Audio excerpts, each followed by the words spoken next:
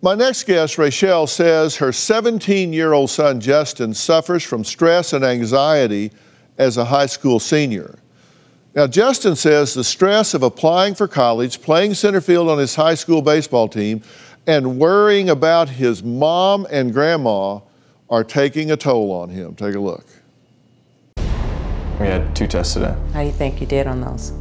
All right. All right's not good enough, Justin. My son, Justin, is a stressed out teen. He's suffering in silence. Lately, I've been feeling a lot of stress. I do feel like the weight of the world is on me. Baseball's everything to me. I play varsity baseball in center field. I practice about 4 hours a day. After practice, I try to get a few hours of homework in. Between schoolwork, applying for colleges, and baseball, I don't really have a lot of time to do anything else. I feel like keeping up my grades and also playing well on the field has been stressful in my life. Justin's been playing baseball since 9 years old. My goal is to play college baseball, but not hearing from colleges makes me feel like I'm running out of time. I've always been at every game, except for the last 2 years. Mama, how you doing? My mom splits her time between Tallahassee and Orlando. I'm the primary caregiver for my mother. I commute 3.5 hours each way. Seeing my mother make that long commute is stressing me out too. It worries me sometimes. It frustrates me that I'm not able to be there for Justin, and I feel guilty. Well, I love this topic because Robin and I raised 2 boys, and it can build up on them. Now, Rachel and Justin are joining me along with our very good friend, Dr. Freda Lewis-Hall, Chief Medical Officer of Pfizer. So welcome. I'm glad you guys are here. Rachel, did you know that Justin was stressing? Dr. Phil, I never knew that our situation was adding the stress level that it has to Justin. I never knew that. So how was this affecting you? I mean, you're kind of suffering in silence, they were describing. How did this affect you? It's just hard, you know, focusing on baseball in school and trying to excel in both of those and meet our standards. Well, you're good at baseball. I know enough to know you got a good swing and you're pretty fast around the baselines.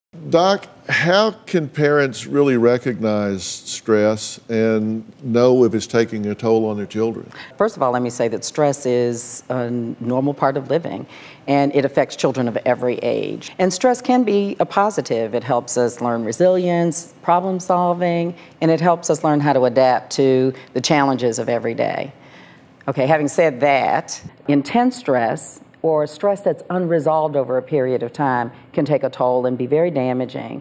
It can affect the way young people learn, their behavior, and ultimately it can affect their health.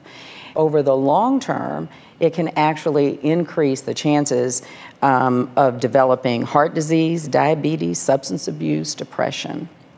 Now, parents often don't recognize the stress that children have. Why? Because the things that stress young people often we don't see as stressful. Trying to get good grades in school, juggling a lot of activities like you and baseball, bullying, peer pressure, even the physical changes that young people go through as they age, we just don't necessarily as adults consider stressful. Mm-hmm. So how do they cope with this? Yeah, parents often don't see that their stress trickles over to their young people. So in addition to those day-to-day things that we were talking about, young people often feel the stress of the adult issues, family finances, illness, death, divorce, even moves. These are all things that can push young people or stretch them beyond their stress limits. So what can she do to help? For young people to be encouraged to speak what they're going through and for parents to be able to listen. And remember that young people don't always use the same language that we do to describe their stress. They, instead of saying, I'm stressed, may say, I'm worried, I'm nervous, I'm confused, I'm annoyed, I'm angry. So these are words that you want to keep your ear open for that may indicate that there's stress going on. You also want to pay attention for nonverbal warning signs that your child is stressed. What do those look like? Sometimes it's poor concentration, it can be having trouble doing schoolwork, being withdrawn or isolated, so these behavioral changes. And some young people express it physically, stomach aches, headaches, sleeplessness, changes in appetite. Yeah. So I don't know how you feel about this, Justin, but I think we've gotten to the point in our lives now where it's so fast-paced and we have our kids so booked and overscheduled, and you just won't play baseball, right? Yeah. Kids do need some downtime. You're right, absolutely right, Dr. Phil.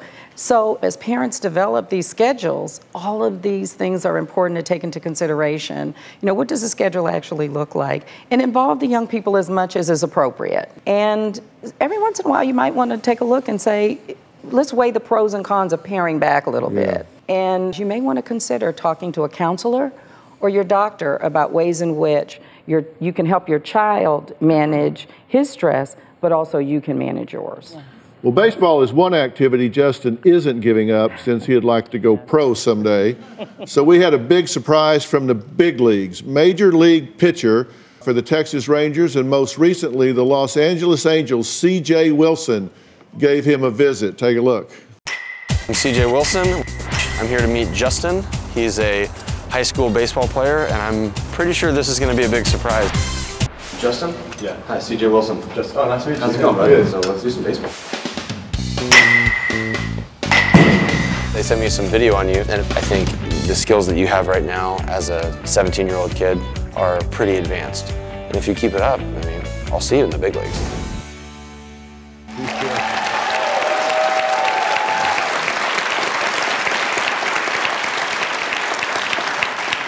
Do you think you'd be hitting pitches from a pro pitcher that day? No, I didn't. And I hope that some of the information that we shared with you and your mom today was helpful in striking out stress in your life. But if you want more information, you can always go to gethealthystayhealthy.com. While you're there, you can sign up for the monthly newsletter where there's lots of really helpful information on important health topics. I want to thank all of my guests today, especially Dr. Freda Lewis-Hall, and we'll see you next time.